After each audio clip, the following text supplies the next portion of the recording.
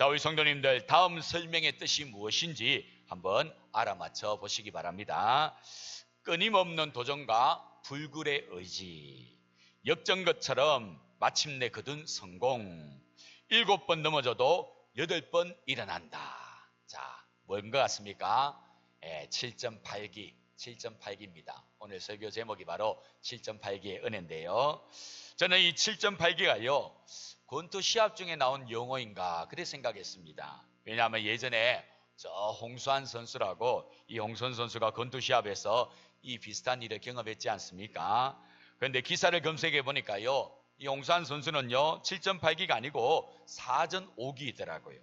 2라운드에서 4번 다운되었다가 3라운드에서 KO를 시킨 겁니다.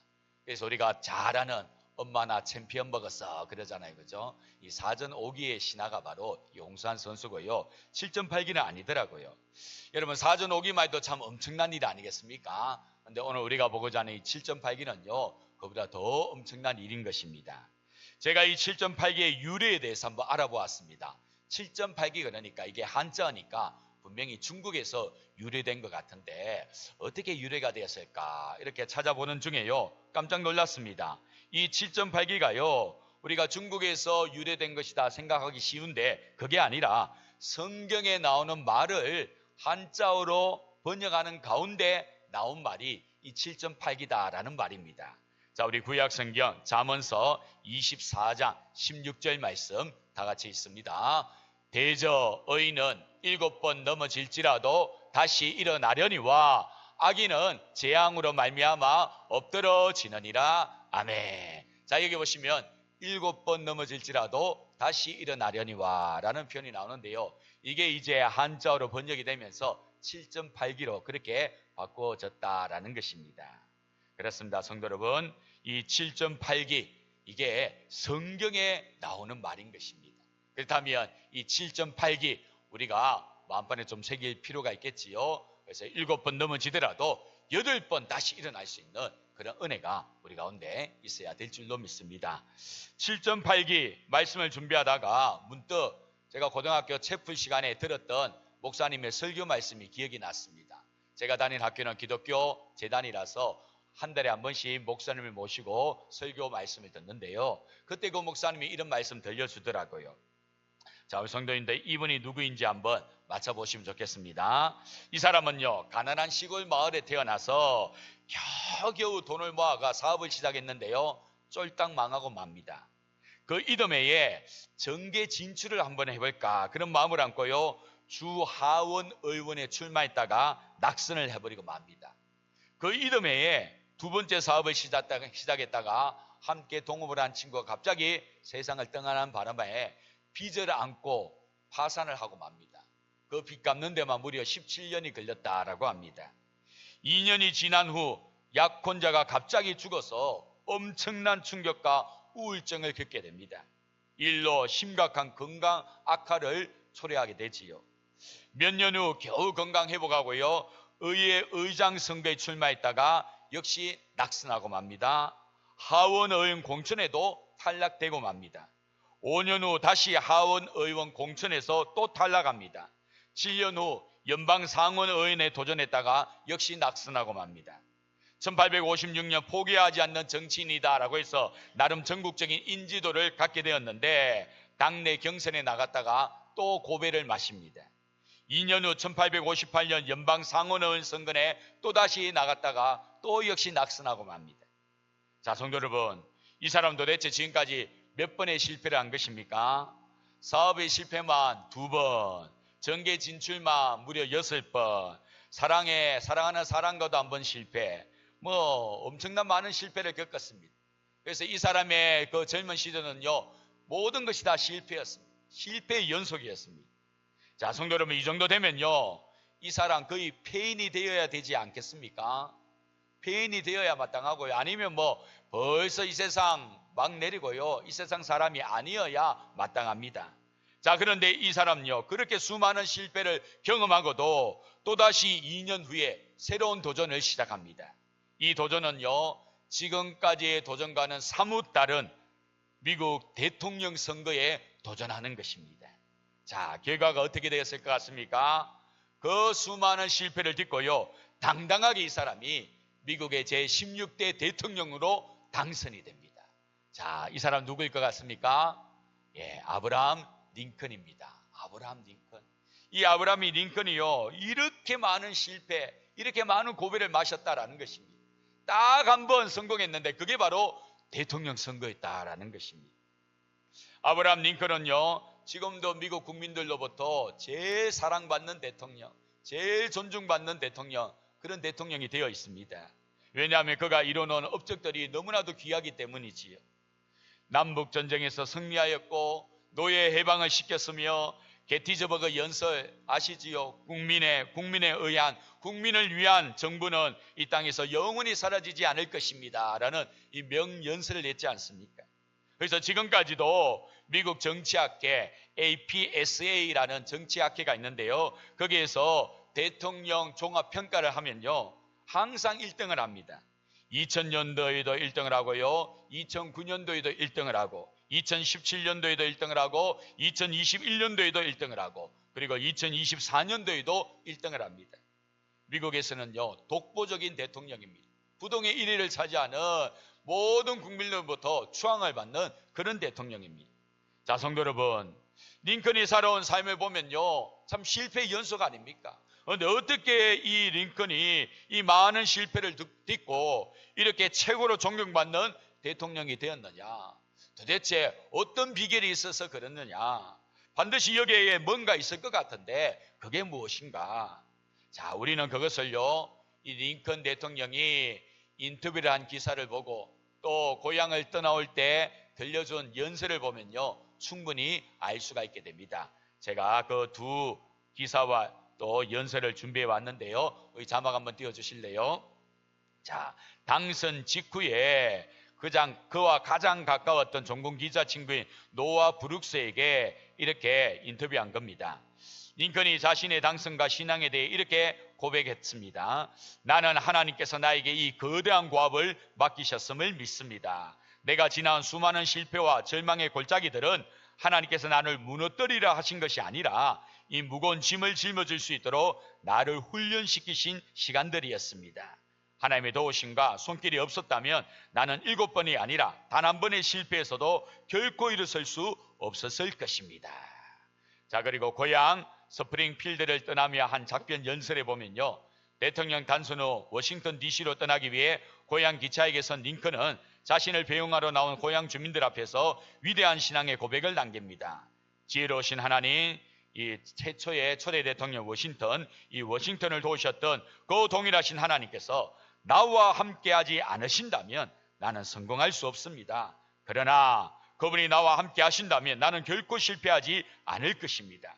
모든 것을 관장하시고 나를 붙드시는 그 하나님께 나를 맡기며 여러분도 나를 위해 하나님께 기도해 주시기를 부탁드립니다. 그러면서 고향을 떠났다라고 합니다.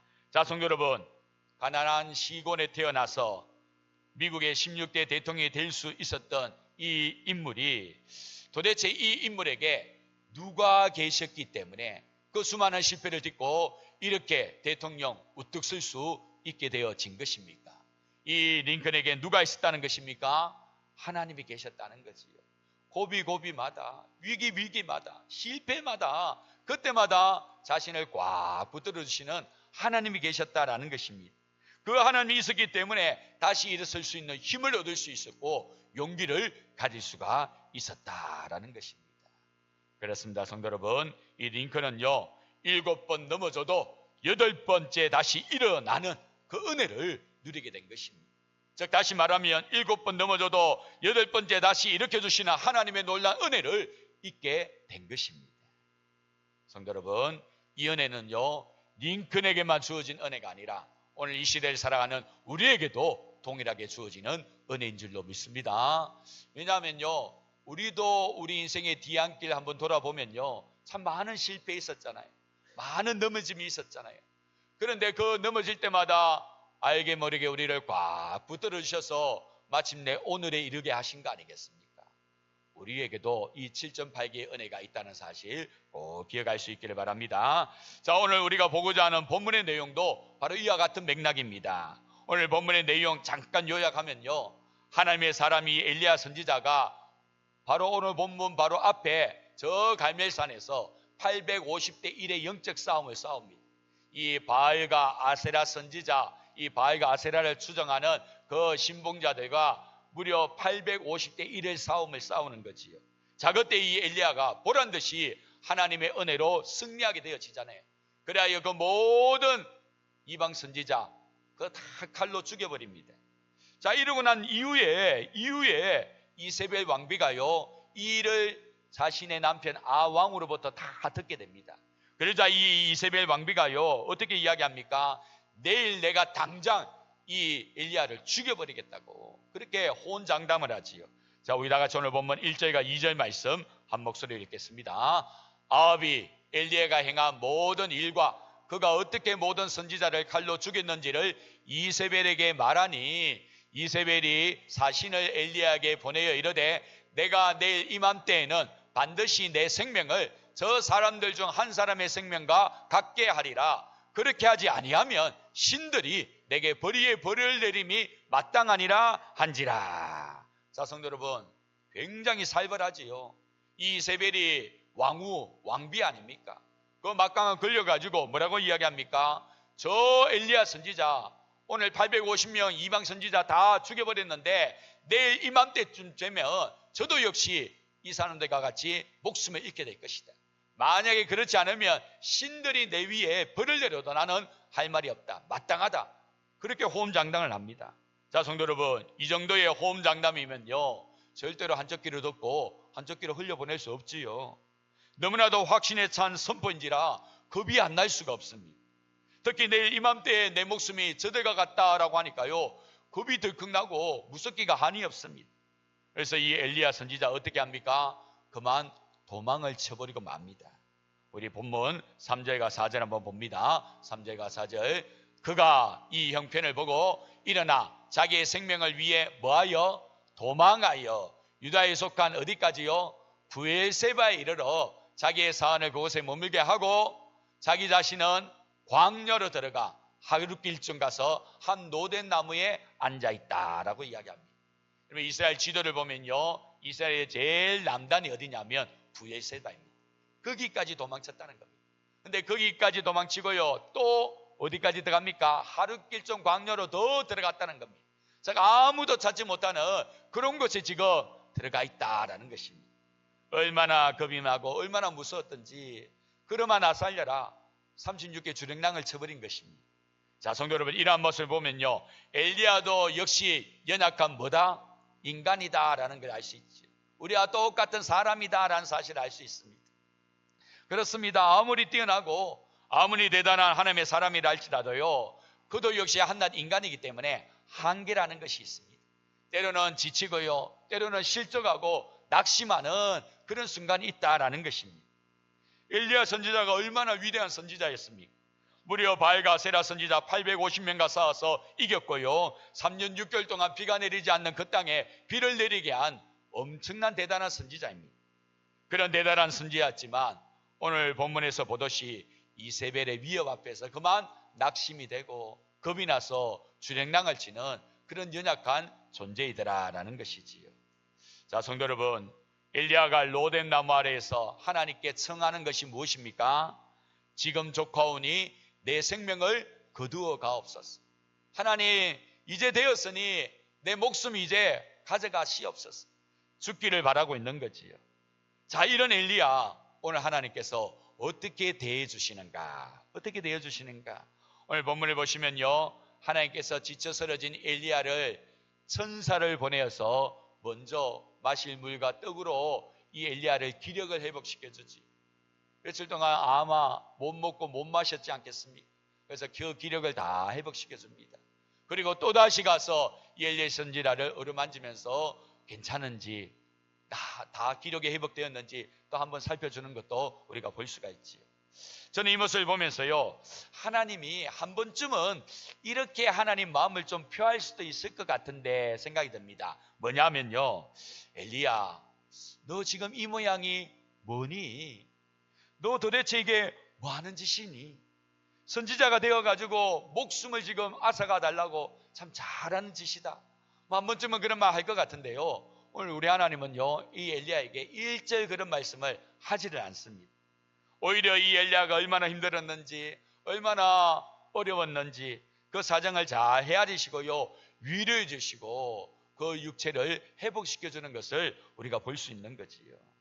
그래서 7절에 보면요, 또다시 와서 어루만지며 일어나 먹으라 라고 할 정도로 이 엘리야를 따뜻하게 품어주시는 것을 우리가 볼 수가 있습니다.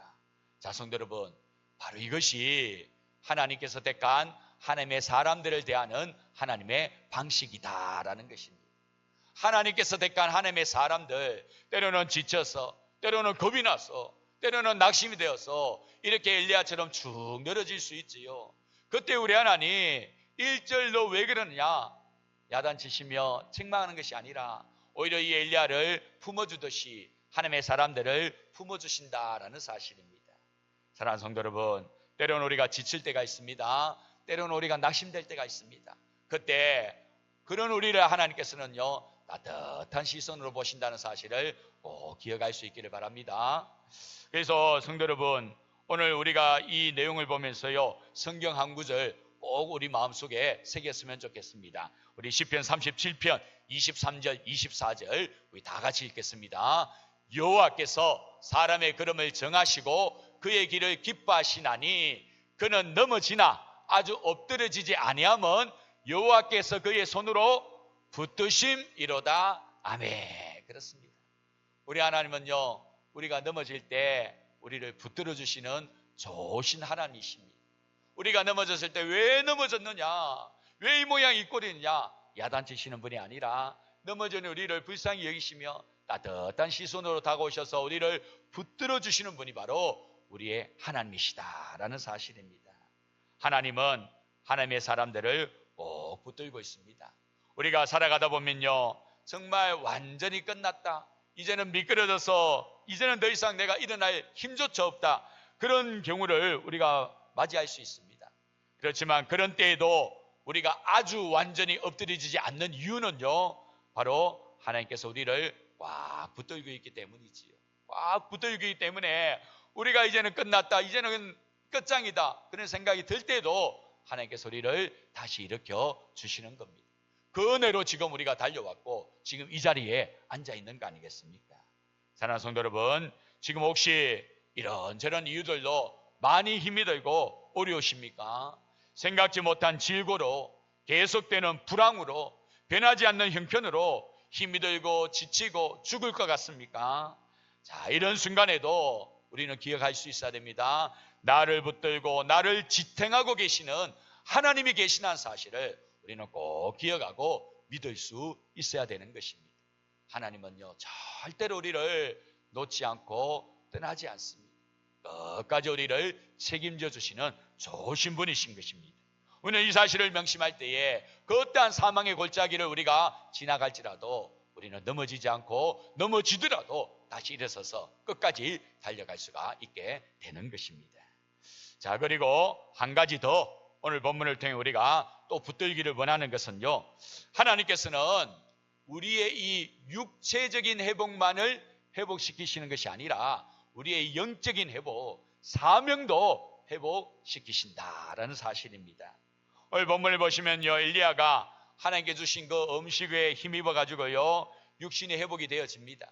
그리고는요, 어디까지 가느냐 하면 40주 40야를 가서요, 하나님이 산 호렙에 이르게 되어집니다. 자, 성도 여러분, 40주 40야 어마어마하지 않습니까? 40일을 밤낮 동안 걸어갈 정도로 하나님이 육신을 회복시켜 주는데, 육신의 회복만 시켜주는 것이 아니라 하나님의 산 호렙에 이르렀다. 오늘 보면 그 다음에 나온 내용 보면요, 하나님께서 이 엘리야에게 또다시 사명을 부여하는 걸 볼 수 있습니다. 사명 다 잊어버리고 이제는 죽기를 청하는 엘리야 있는데 하나님께서는요, 그 엘리야에게 또다시 사명을 맡기시는 것을 우리가 볼 수가 있지. 저는 이 장면을 묵상하면서요, 만약 엘리야가 죽기를 청하여 정말 하나님께서 그 생명 앗아갔더라면 저 하늘나라에서 하나님 만났을 때 얼마나 부끄러웠을까, 얼마나 부끄러웠을까. 하나님 앞에서 정말 얼굴을 들지 못하는 그런 엘리야가 아니었을까, 그런 생각해 봅니다. 그리고요 60만 회복되었다가 하나님 앞에 섰을 때도 역시 마찬가지 아닐까? 반쯤 성공한 것밖에 되지 못하잖아요. 자신이 달려갈 사명이 있는데 그거 100% 완수하지 못하고 왔으니까 60만 회복되었다가 시간이 지나 하나님 앞에 서게 되면요 얼마나 부끄럽겠습니까? 근데 하나님은요 그렇게 하지 않고요 이 엘리야를 육체적으로도 회복시킬 뿐만 아니라 영적으로도 회복시켜 완전히 달려갈 사명의 길을 끝까지 완주시키는 걸 볼 수 있습니다. 자, 이 엘리야가 불말과 불병거 회오리 바람을 타고 마침내 저 하나님 앞에 나아가잖아요. 그때 엘리야의 마음, 심정이 어떨 것 같습니까? 하나님 너무너무 감사합니다. 내가 쓰러 지쳐 까딱하면 사명 끝까지 감당 못하고 그냥 그렇게 끝날 내 인생이었는데 하나님께서 꽉 붙들어 주시고 하나님께서 나를 회복시켜 주셔서 마침내 사명까지도 감당하게 하시고 지금 이 자리에 승리자로 서게 하셨으니 너무 감사합니다 하면서 정말 하나님께서 씌워다 주는 승리의 면류관을 자랑스럽게 당당하게 머리에 쓰게 되었을 것입니다. 사랑하는 성도 여러분, 우리 하나님께서 원하시는 건요 바로 이겁니다. 우리가 이 땅에서 믿음 생활 하다가요 실패하고 낙심하고 좌절해서 그렇게 우리 인생 끝나기를 결코 원하지 않습니다. 우리 하나님은 그런 우리를 일으켜 세우기를 원하고요 회복시키셔서 달려갈 길을 끝까지 잘 달려가도록 원하시는 것이 바로 우리 하나님이신 겁니다. 그래야 저 천국에 들어올 때 다 하나님 앞에 승리의 면류관 보란듯이 덕하니 설 수 있도록 만드시는 것이 우리 하나님의 원하심이다라는 사실입니다. 우리 이 사실을 기억하고요 넘어지더라도 나를 꽉 붙들고 계시는 그 하나님 의지하면서요 다시 일어설 수 있어야 됩니다. 하나님 비록 내가 이렇게 넘어졌더라도 절대 나를 이곳에 내버려 두지 않지요. 하나님의 열심으로 나를 이렇게 세워주시지요. 그 은혜 믿습니다.